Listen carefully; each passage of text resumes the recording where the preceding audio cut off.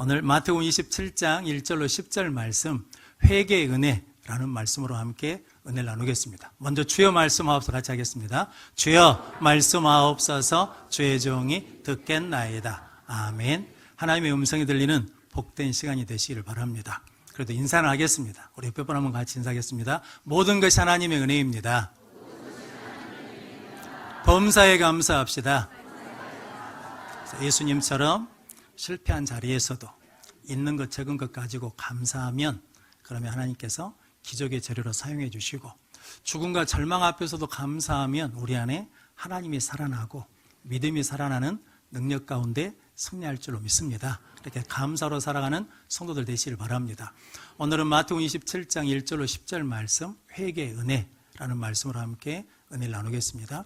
오늘 본문 말씀은 은 30에 예수님을 판 가룟 유다가 은 30을 대제사장과 장로들에게 돌려줬다가 그것이 안 되니까 성소에 던져놓고 스스로 가서 죽어버린 사건입니다. 그런데 오늘 본문 말씀을 통해서 하나님이 우리에게 무엇을 교훈하시는지 함께 은혜를 나눔으로 우리 모든 성도들이 회개의 은혜를 가지고 바른 신앙생활을 하면서 하나님이 주신 은혜와 복을 가지고 하나님의 영광을 위해 살아가는 복된 성도들 되시기를 바랍니다.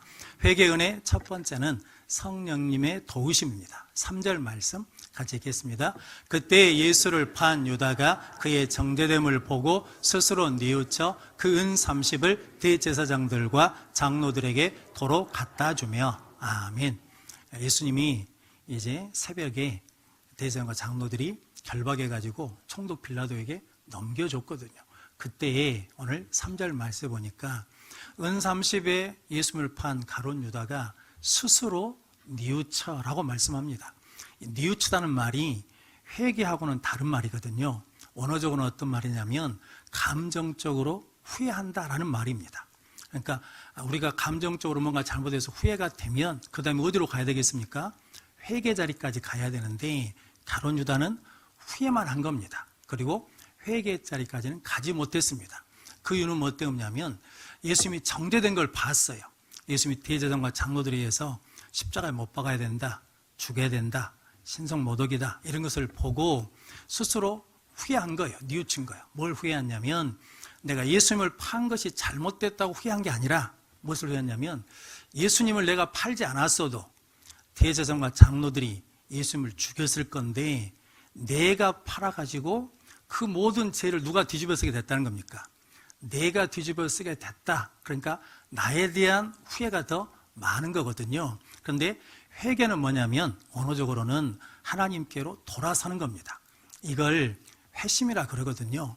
그러니까 예수를 안 믿는 사람이 예수를 믿게 되는 것, 그리고 다른 종교를 믿다가 예수 그리스도를 믿어서 예수 그리스도를 믿기로 결단한 사람을 회심했다라고 그러고, 우리가 말하는 회개는 뭐냐면 우리가 예수 믿고 구원 받았는데도 불구하고 우리가 연약하니까 말씀에 불순종하기도 하고 하나님의 뜻대로 살지 못하거든요. 그때마다 하나님 앞에 나가서 용서를 구해서 우리 삶을 새롭게 만들어 가는 것이 회개다라는 거죠. 그런데 회개의 은혜는 스스로 해결할 수가 없다라는 거죠.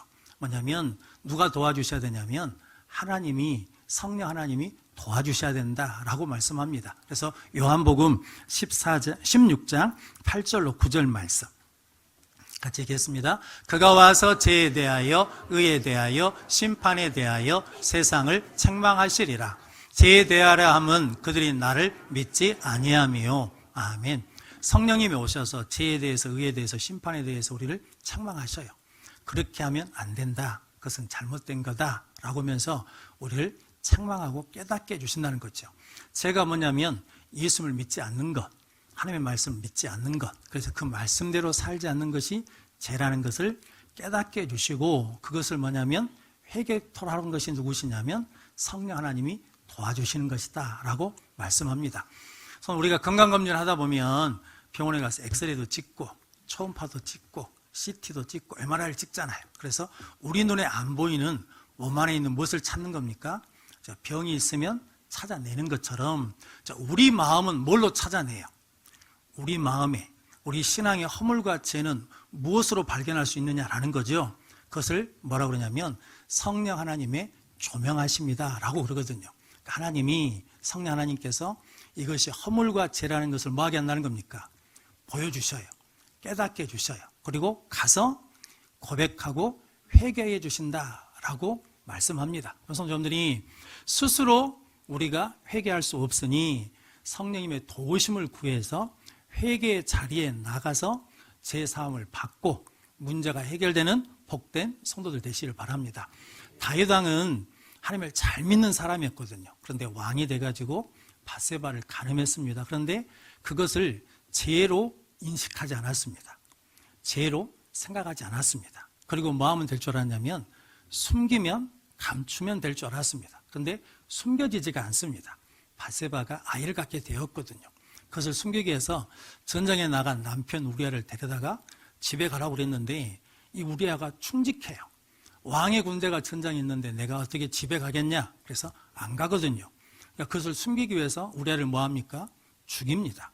그러면 감춰질 줄 알았는데 나단 선지자가 와가지고 한 가지 이야기를 해주거든요. 한 가난한 집에 암양 새끼가 있는데 딸처럼 키웠다는 거죠. 그런데 옆집에 부잣집에 손님이 왔는데 그 암양을 빼앗아서 잡아서 손님을 대접했다는 거죠. 그 소리를 듣는 다윗이 그놈을 당장 죽여라. 그리고 그 양은 4배로 갚아줘야 된다라고 그런 거거든요. 자기 일에 대해서는 뭐예요? 무뎌요. 몰라요. 깨닫지를 못해. 남의 일에 대해서는 뭐예요? 잘 알아요. 잘 보여. 그러니까 우리가 쉽게 뭐 하는 겁니까? 정죄하고 판단하게 된다는 거죠. 그런데 나단 선지자가 그 사람이 당신입니다 라고 그랬거든요. 그러니까 다윗이 그 일을 계속 숨기려고 그러면 나단을 뭐 하면 됩니까? 죽이면 되거든요. 그런데 나단 선지자가 그 말씀을 받고 내가 여호와께 범죄하였습니다 라고 고백하며 회개하거든요. 다윗이 회개하는 기도가 시편 51편인데 시편 51편 10절 11절 말씀 같이 읽겠습니다. 하나님이여 내 속에 정한 마음을 창조하시고 내 안에 정직한 영을 새롭게 하소서. 나를 주 앞에서 쫓아내지 마시며 주의 성령을 내게서 거두지 마소서. 아멘. 나를 주 앞에서 쫓아내지 마시고 주의 성령을 내게서 뭐 하지 말라는 겁니까? 거두지 말라는 거죠. 성령 하나님이 계셔야 죄를 뭐하게 되고 깨닫게 되고 죄를 뭐하게 되고 고백하게 되고 죄의 회개의 은혜를 누리게 되니까 다윗이 주의 성령을 내게서 거두지 마십시오 라고 구하는 거거든요. 성도 여러분들이 성령의 도우심을 가지고 날마다 회개 은혜를 통해서 능력 있는 삶을 사는 성도들 되시길 바랍니다. 베드로는 닭 울음소리를 듣고 예수님이 네가 오늘 밤에 나를 3번 부인하라는 말씀이 생각나서 밖에 가서 심히 통곡하지 않았습니까? 그런데 예수님이 가룟 유다에게도 네가 나를 팔 것이라고 성찬식, 최후만찬하면서 3번이나 말씀해 주셨거든요. 그런데 그 말씀이 생각나지 않습니다. 그럼 성도 여러분, 말씀이 생각나는 것은 내가 똑똑해서 내 머리가 좋아서 생각나는 것이 아니고 하나님이 도와주셔서 성령 하나님이 도와주셔서 그런다는 거죠. 요한복음 14장 26절 말씀 같이 읽겠습니다. 보혜사 곧 아버지께서 내 이름으로 보내실 성령 그가 너희에게 모든 것을 가르치고 내가 너희에게 말한 모든 것을 생각나게 하리라. 아멘. 보혜사 성령님이 우리에게 말씀을 뭐 해주시고 가르쳐 주시고 생각나게 하신다라는 거거든요. 그럼 성도 여러분, 여러분들이 성경을 읽을 때 말씀을 들을 때 예배 드릴 때 누구의 도움을 구해야 돼요? 성령 하나님 도와주십시오 라고 그러면 나에게 가르쳐 주시고 생각나게 하시고 은혜를 받게 주실 줄로 믿습니다. 예수 안 믿는 남편을 둔 여집사님이 남편 구원을 위해서 계속 기도했답니다. 그랬더니 어느 날 남편이 갑자기 그러더래요. 주일날 오늘 자네랑 교회 한번 갈라네 그러더라는 거죠. 남편이 사업하고 돈 버는데 정신이 팔려가지고 신앙에 관계된 일은 전혀 관심이 없던지 갑자기 교회를 간다니까 감사하고 기뻐요. 교회를 갔는데 주보를 보고 이 집사님이 걱정이 됐어. 본문이 어디냐면 창세기 5장 족보장이에요. 그래서 남편이 이 성경을 같이 읽는데 알지도 못하는 사람 이름을 계속 부르는 거죠. 누구는 몇 세에 누구를 낳고 누구는 몇 세에 죽었더라. 누구는 몇 세에 누구를 낳고 누구는 죽었더라. 그러니까 이 여집사님이 막 걱정이 되는 거예요. 오늘 우리 남편이 뭘 받아야 되는데 은혜를 받아야 되는데 거꾸로 돼야 되는데, 그런데 죽었다, 낫다, 죽었다 그러니까 걱정이 돼가지고 있는데 남편이 의외로 잘 듣더래요.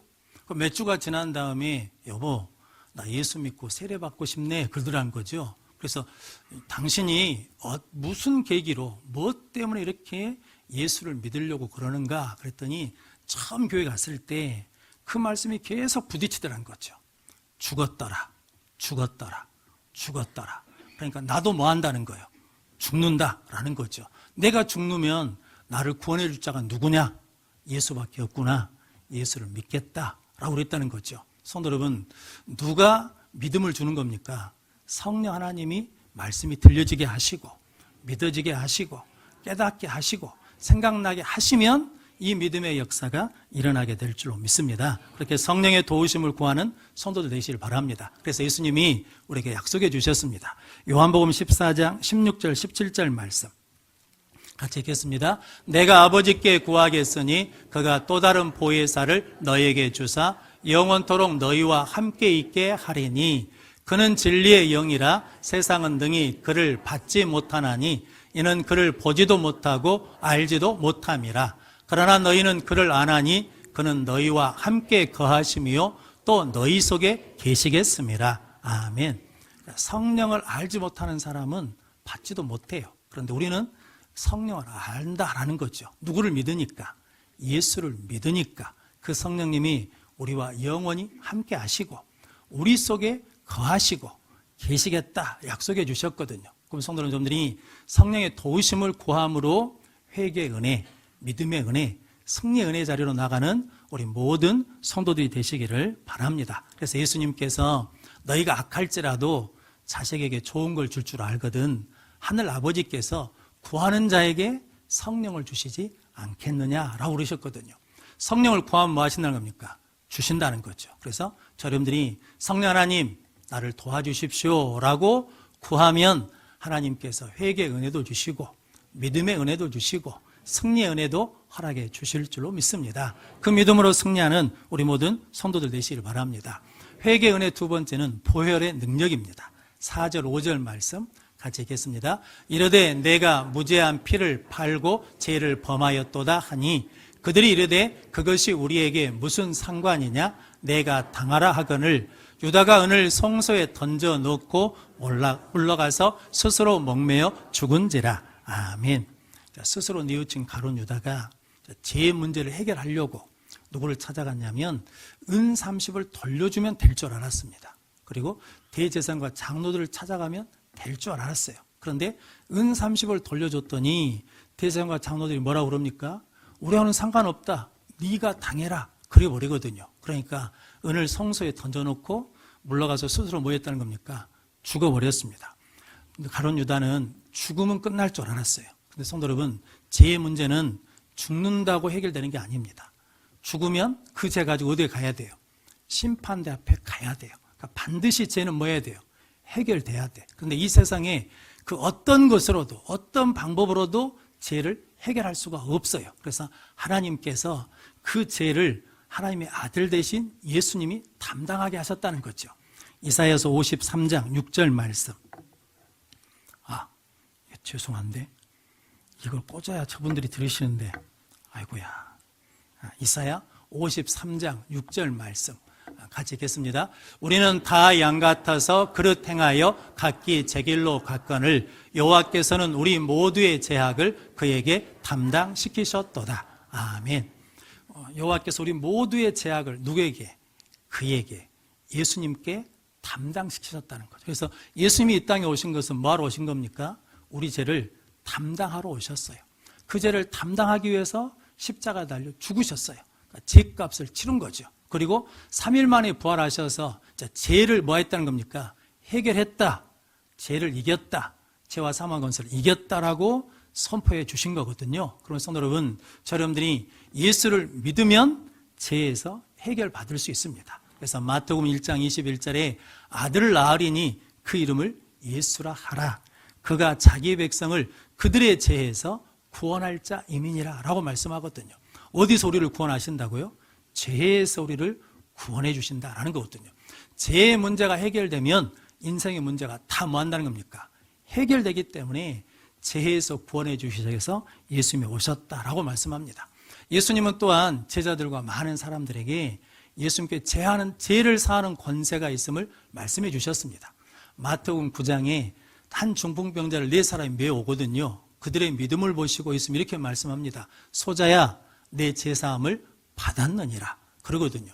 그래서 서기관이 이건 신성모독이다, 하나님 외에는 죄를 사할 수 없다는 거죠. 그러자 예수님께서 인자에게 죄를 사하는 권능이 있음을 보이기 위해서 말한 것이다 그러면서 내 죄사함을 받았니라는 말과 일어나 걸어가라 하는 말 중에 어느 것이 어렵겠느냐 그러면서 내 자리를 들고 걸어가라 라고 그러면서 치유해 주셨거든요. 그러니까 예수님은 죄를 사하는 뭐가 있다는 겁니까? 권능을 가지고 계신 분이십니다. 그러면 성도 여러분, 가룟 유다가 내가 무죄한 피를 팔아 죄를 범했다라고 고백하는 걸 누구 앞에 가서 해야 돼요? 하나님 앞에 가서, 예수님 앞에 가서 해야 되는데 누구 앞에 가서 하는 거예요? 사람 앞에서, 대제사장과 장로들 앞에서 하는 거거든요. 그러니까 그 사람들이 해결해줘요, 못 해줘요? 해결을 못 해줘요. 네가 당해라 그런다라는 거거든요. 근데 예수님은 가룟 유다에게 마지막까지도 무엇을 가르쳐 주셨냐면 예수님이 죄를 사하는 능력이 있다는 걸 가르쳐 주셨거든요. 최후 만찬 하실 때 떡과 잔을 받고 가룟 유다가 나갔거든요.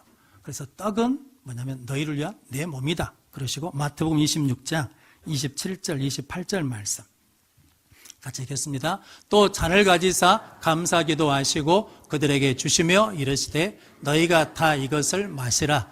이것은 제사함을 얻게 하려고 많은 사람을 위하여 흘리는 바 나의 피 곧 언약의 피니라. 아멘. 예수님이 피를 흘려주시거든요. 그 피가 뭐냐? 너희들을 죄를 사해 주시는 보혈의 피다, 능력의 피다라고 말씀해 주셨습니다. 그러면 성도 여러분, 가룟 유다는 지금까지 예수님 말씀하신 걸 뭐 해야 돼요? 기억해야 돼, 알아야 돼, 믿어야 돼. 그런데 스스로 돼요, 안 돼요? 안 돼요. 하나님의 도우심이 필요해요. 성령 하나님이 도우셔야 예수 앞에 나갈 수 있는 거거든요. 그럼 성도 여러분, 우리도 어떤 문제가 있을 때, 아픔이 있을 때, 고통이 있을 때 다른 데 가는 것이 아니라 하나님 앞에 먼저 나오시고 예수 십자가 앞에 나와 승리하는 우리 모든 성도들 되시길 바랍니다. 그래서 오늘 본문 말씀이 우리가 말씀하시는 거거든요. 죄라는 것은 은과 금으로 해결이 안 된다. 사람으로 해결이 안 된다. 죽어도 해결이 안 된다. 그래서 베드로가 베드로전서 1장 18절 19절 말씀 같이 읽겠습니다. 너희가 알거니와 너희 조상이 물려준 헛된 행실에서 대속함을 받은 것은 은이나 금같이 없어질 것으로 된 것이 아니요 오직 흠없고 점없는 어린 양 같은 그리스도의 보배로운 피로 된 것이니라. 아멘. 할렐루야. 성도, 우리를 죄에서 해결할 분은 오직 누구뿐이라는 겁니까? 예수 그리스도. 그래서 우리는 반드시 누구에게 와야 돼요? 예수님께 와서 예수 보혈의 피를 덮는 능력의 성도들이 되시길 바랍니다. 성경에 탕자 비유가 나오잖아요. 탕자가 잘한 것이 있어요, 없어요? 하나도 없어요. 근데 잘한 게 딱 하나 있거든요. 그게 뭐냐면 아버지가 계시다는 것을 생각했어요. 그래서 돼지 주염열배도 주는 사람이 없는 인생이 떨어진 인생이거든요. 그런데 그때 누구를 기억해요? 아버지를 기억해. 아버지 집에는 먹을 것이 많다는 거죠. 그러면서 고백하기를 나는 하나님과 아버지께 죄를 지었으니까 아들이라 일컬음 받기는 부족합니다. 면목이 없어. 그러니까 이제 품꾼의 하나로 여겨주십시오. 그러면서 성경 보니까 이 탕자가 일어났어요. 그리고 누구한테 가는 거예요? 아버지한테 가요. 그런데 탕자가 변화됐습니까? 안 됐습니까? 안 됐어요. 변화가 안 됐어. 새로지지 않았어. 그냥 있는 그 모습 그대로, 제된 모습 그대로 아버지께 갔더니 아버지가 뭐 해주셨어요? 품어주셨어요.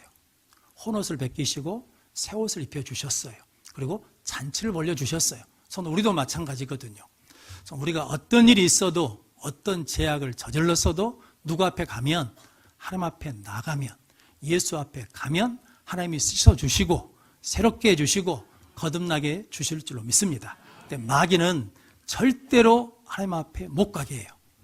예수 앞에 못 가게 해요. 왜 그러냐면 그러면 제사함 받고 살아버리니까. 그래서 우리에게 뭘 주냐면 죄책감이라는 걸 줘요. 자존심이라는 걸 줘요. 그래서 자존심 때문에 회개를 안 해. 죄책감 때문에 하나님 앞에 나가지 않아. 그런데 그때마다 우리가 선포해야 될 말씀이 있어요. 로마서 8장 1절로 2절 말씀 같이 읽겠습니다. 그러므로 이제 그리스도 예수 안에 있는 자에게는 결코 정죄함이 없나니 이는 그리스도 예수 안에 있는 생명의 성령의 법이 죄와 사망의 법에서 너를 해방하였음이라. 아멘. 예수 안에 있는 자에게는 결코 뭐가 없어요? 정죄함이 없어.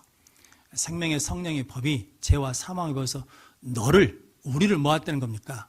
해방했다라는 거거든요. 그래서 성도 여러분, 죄책감이 들 때마다 선포하셔야 돼. 내가 나사렛 예수 이름으로 명하노니 나를 죄책감에 묶게 하는 모든 더러운 것들을 뭐 하라고? 떠나가라.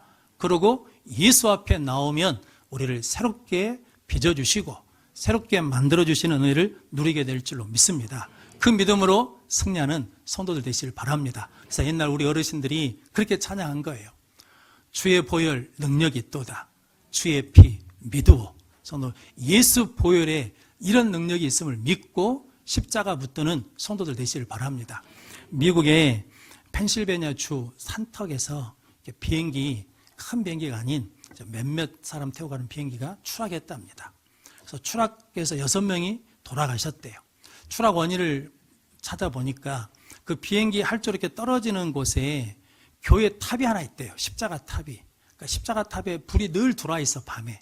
그러니까 이 조종사들이 그 탑 십자가 불빛을 보고 글이 내리는데 그날따라 십자가 탑 불이 꺼졌대요. 그러니까 조종사가 갑자기 당황해가지고 방향을 잃어서 떨어졌대요.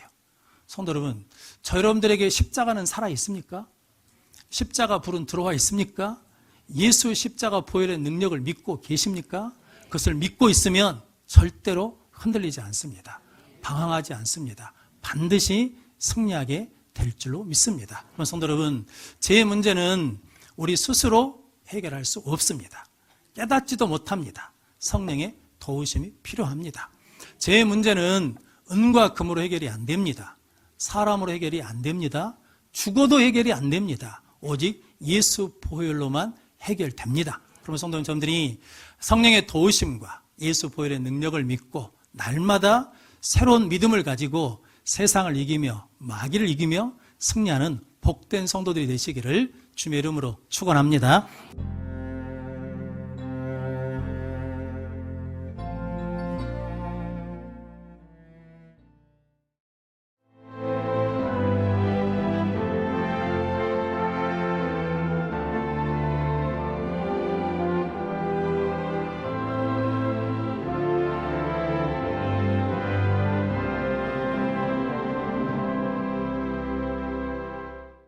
여수는 섬과 바다를 연계하는 5개만의 보전과 균형 개발을 통해 여수만 르네상스 시대를 열어가고자 합니다.